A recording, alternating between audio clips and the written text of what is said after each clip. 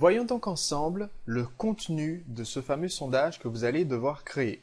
Je vais répartir ce contenu en 3 pages. Alors j'explique bien que si vous créez le sondage en ligne en utilisant l'outil gratuit que je vais vous recommander, vous allez effectivement avoir un nombre de pages dans le sondage.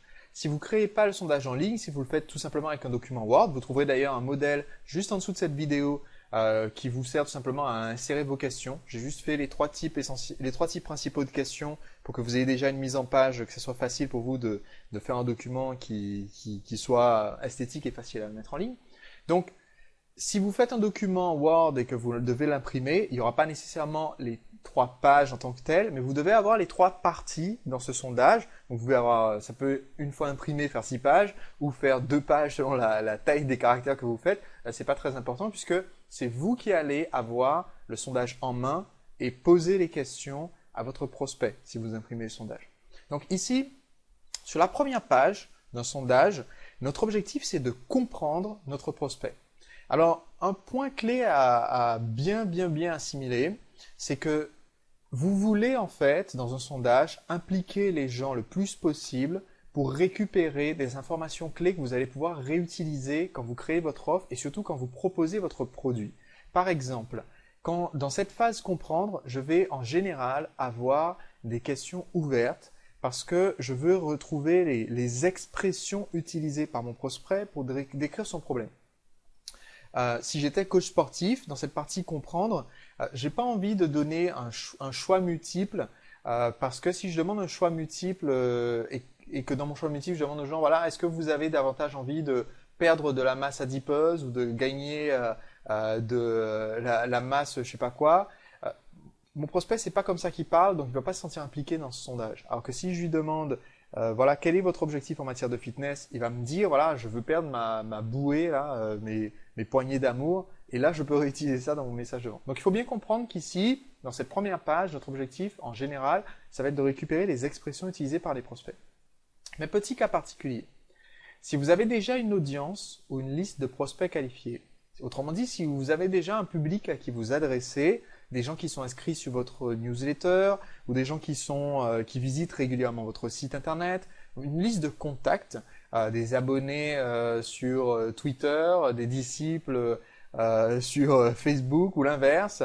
Si vous avez donc déjà cette audience de personnes que vous pouvez contacter et qui sont intéressées potentiellement par ce que vous voulez proposer, alors à ce moment-là, il faut quand même vous plier à la dictature du peuple. Donc si la réponse est oui, c'est la question que je vous pose. Si vous avez déjà ces gens qui sont inscrits à une mailing list, de façon générale, c'est ça l'audience. Ou alors si vous avez déjà une clientèle existante par le passé, des gens qui vous êtes déjà en contact par rapport à ce type de produit, si vous avez déjà cette audience, alors pour réussir, il vous faut les écouter.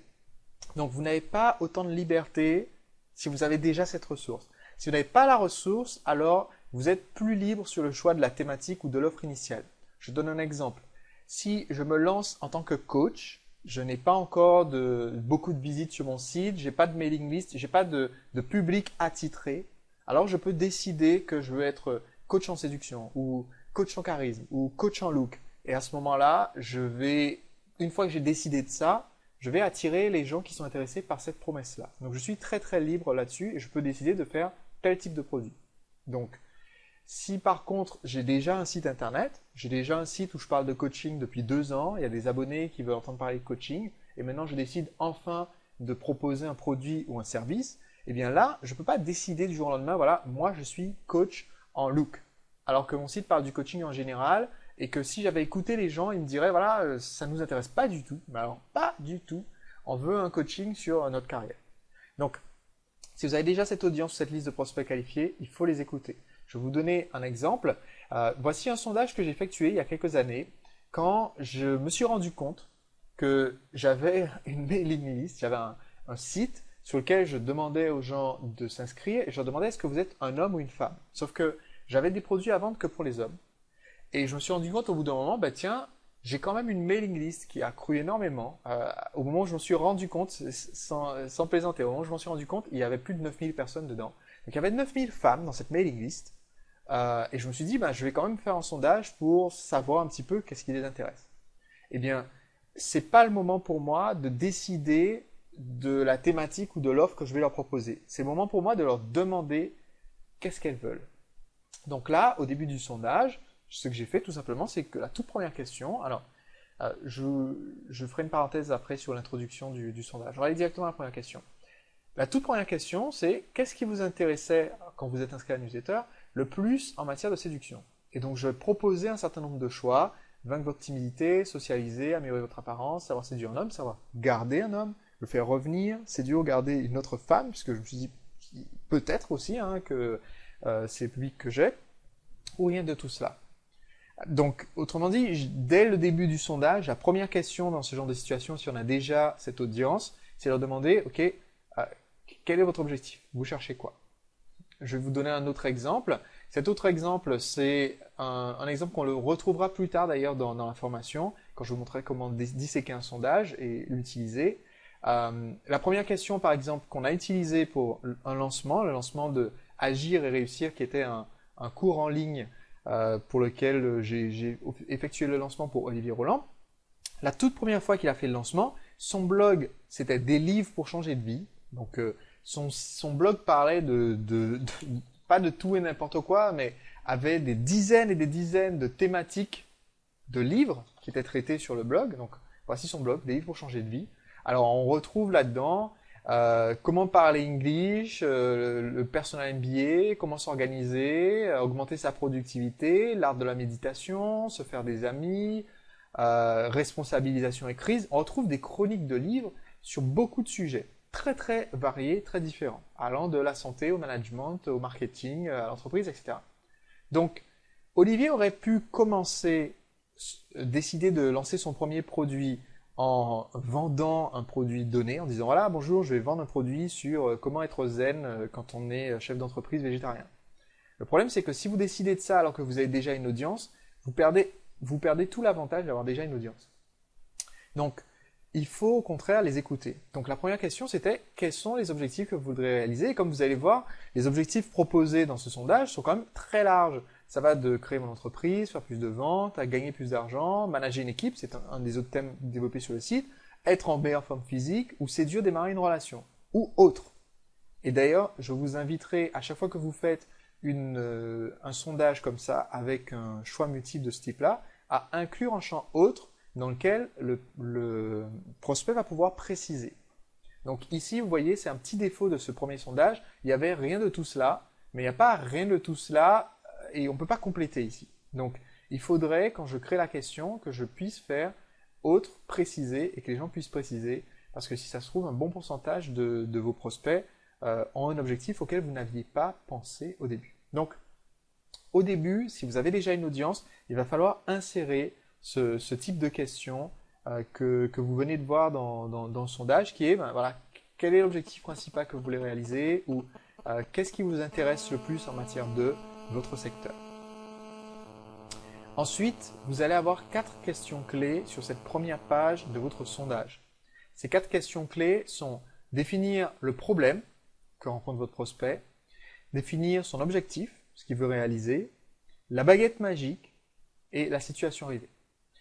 Pourquoi est-ce qu'on veut que notre prospect nous décrive son problème? Parce que le problème, c'est un peu la situation qu'il est en train de vivre maintenant, ce qui crée la frustration. Et quand on veut vendre notre produit plus tard, il est important de savoir où ça fait mal. Parce que vous aurez énormément de mal à faire bouger un prospect et à lui faire passer à l'achat s'il est dans une situation de confort.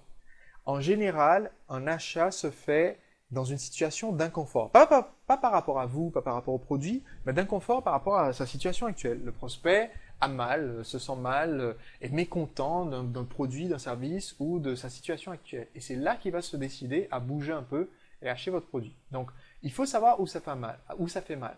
Des exemples de questions qu'on peut poser pour connaître le problème, eh bien, tout simplement, quelles sont les principales difficultés que vous rencontrez actuellement? Alors, vous voyez, là encore, petit défaut de ce sondage, ça c'est le sondage pour les femmes. Petit défaut de ce sondage ici, c'est un QCM. Ça serait beaucoup plus efficace de leur donner un champ ouvert. C'est ce que je vais vous recommander. Donc, de ne pas faire un QCM comme ceci, mais plutôt poser la question sous cette forme-là. Quelle est la principale difficulté, frustration, le plus gros problème que vous rencontrez. En l'occurrence, sur ce sondage-là, c'est un sondage marketing que j'ai créé, qui était, voilà, le plus gros problème qui vous empêche de faire plus de ventes. Qu'est-ce qui vous empêche d'arriver à vos fins? Que ressentez-vous à cause de cela? Et c'est un champ que notre prospect peut remplir de lui-même. Et dans ce cas-là, il va utiliser des expressions qui sont bien, un vocabulaire qui est bien plus riche, bien plus ouvert que celui que nous, on pourrait imaginer en tant que vendeur, en tant qu'entrepreneur.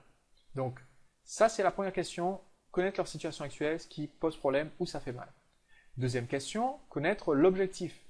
Qu'est-ce qu'ils veulent atteindre? Alors, c'est une question qui est un peu facultative si vous l'avez déjà posée, si vous êtes dans le cas où vous avez déjà une audience et vous avez posé la question de façon plus large. Mais j'aime bien poser quand même, parce qu'en général pour l'audience, on va le faire en utilisant une question à choix multiple.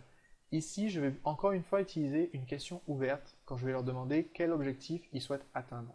Donc, en l'occurrence, je vais leur demander, je vais vous donner un exemple bien réalisé.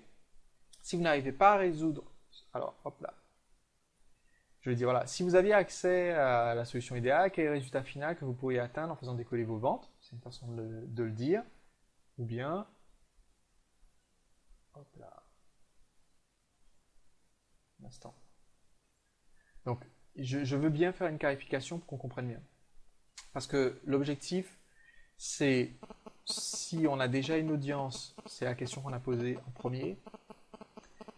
Donc, ça serait là, ici. Et donc là, c'est un QCM.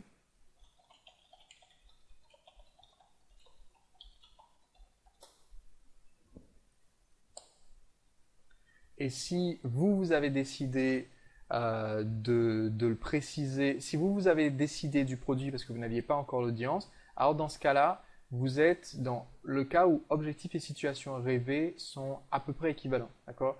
Qu'est-ce que vous souhaiteriez atteindre et quelle serait la conséquence à long terme? Donc, il vous faut ces 4 informations-là, mais il faut bien comprendre que l'objectif et la situation rêvée, c'est assez proche. Je vais vous expliquer ce que c'est que la situation rêvée. Je vais mettre la baguette magique. Je vais mettre l'objectif ici. Voilà, comme ça sera plus compréhensible. La baguette magique. La baguette magique, c'est la description du produit parfait.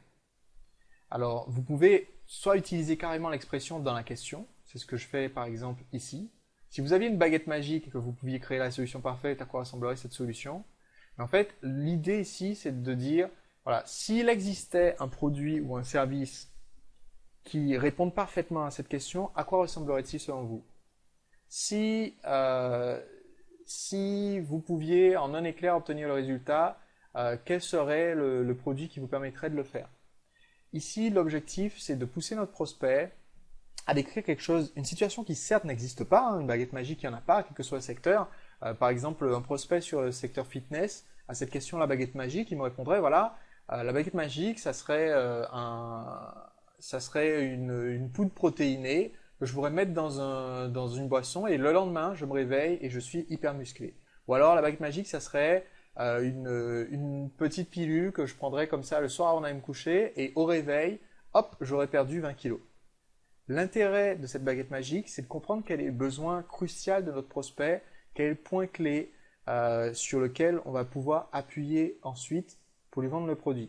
Par exemple, pour revenir à mon prospect fitness, je ne peux pas inventer, moi, un cachet qu'on va prendre le soir et qui au réveil nous aura fait perdre 20 kilos, mais quand je vais vendre mon produit, je peux expliquer à mon prospect en quoi mon produit se rapproche de cette solution idéale. Dire, voilà, écoutez, grâce à ma méthode, vous travaillerez en quelques minutes par jour, vous n'avez pas besoin d'aller à la gym, et vous pourrez quand même atteindre votre objectif. Et un matin, vous allez vous réveiller et vous rendre compte en vous regardant dans le miroir que ça a énormément changé, rien qu'au cours des dernières semaines. C'est un peu comme si vous aviez pu prendre un cachet magique et vous réveiller en forme. D'accord? C'est un peu comme si. C'est pas exactement ça, mais c'est un peu comme si. Donc c'est ce qu'on veut savoir avec cette question baguette magique. Donc vous retrouverez ça dans le modèle qui se trouvera juste en dessous de cette vidéo.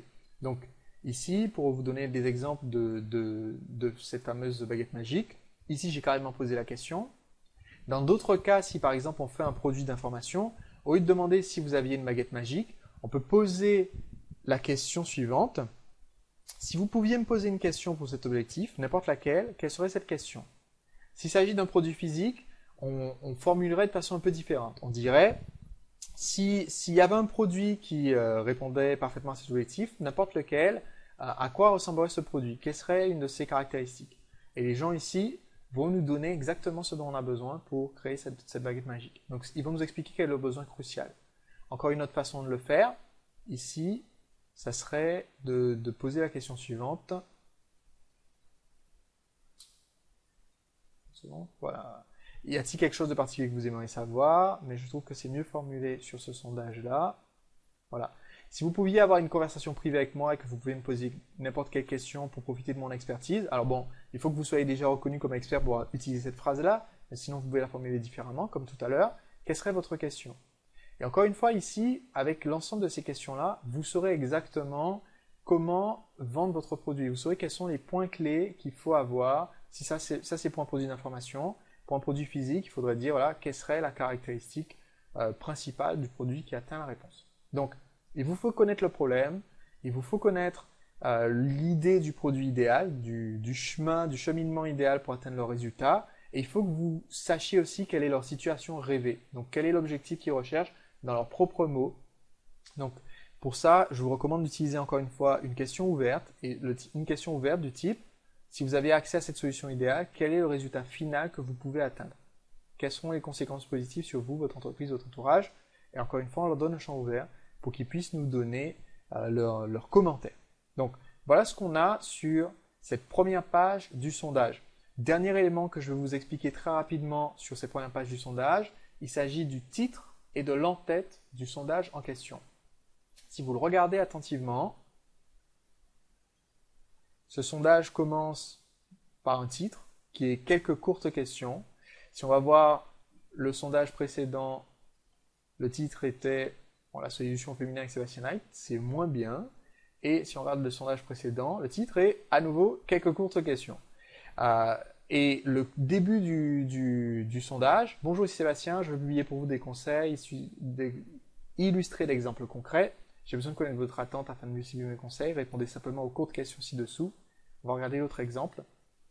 Bonjour, à nouveau ma présentation. J'aimerais vous aider via la newsletter où vous êtes inscrite, mais pour cela, j'ai besoin de savoir ce que vous recherchez. Répondez simplement aux 3 courtes questions ci-dessous. Vous constaterez un point commun. Premièrement, je présente toujours au début du sondage. Je le ferai à nouveau, évidemment, si je suis face au prospect. Mais surtout, j'insiste sur le fait que l'objectif, c'est de mieux les aider, de mieux savoir ce qu'ils recherchent pour pouvoir mieux les conseiller ou offrir quelque chose de meilleur. Donc, je vais faire ça, même si c'est un sondage que je fais face à face au prospect, l'objectif est d'indiquer 2 choses. Premièrement, qu'on fait le sondage dans leur intérêt. Et deuxièmement, que ce sondage va être court. Autrement dit, sur un sondage web, par exemple, même s'il y a 3 pages de 3 questions, quand je suis sur la première page du sondage, je leur dis répondre simplement aux 3 questions qui sont sur cette page. D'accord? Quand quelqu'un est sur la première page du sondage web, il ne sait pas combien il y a de pages. C'est important, c'est un petit détail, mais ça change énormément de choses dans le taux de réponse que vous allez avoir à votre sondage. Parce qu'une fois que j'ai commencé, que j'ai cliqué sur continuer, eh bien, le cerveau humain n'aime pas les tâches inachevées. Donc, si j'ai déjà répondu aux 3 premières questions, je suis dans un élan, et qu'on me dit, voilà, que j'ai presque fini, je vais avoir tendance à essayer de finir. Par contre, si au tout début, on me dit, voilà, écoutez, il n'y a que 12 questions dans ce sondage, ben, je ne le remplis pas parce que je me dis au début, tiens, je n'aurai pas le temps de remplir les 12 questions. Donc, titre et introduction. Le but est de rassurer sur la longueur du sondage. Alors évidemment, si vous n'êtes pas au prospect, vous ne pouvez pas lui dire qu'il n'y a que 3 questions. Parce que vous avez dans votre feuille, dans vos mains une fiche avec 12 questions, mais vous lui dites, voilà, ça prendra que quelques minutes, que ça sera très rapide. Donc il faut toujours le faire. Rassurer sur la longueur du sondage et indiquer que le sondage se fait dans leur intérêt, en l'occurrence dans le but de mieux les aider.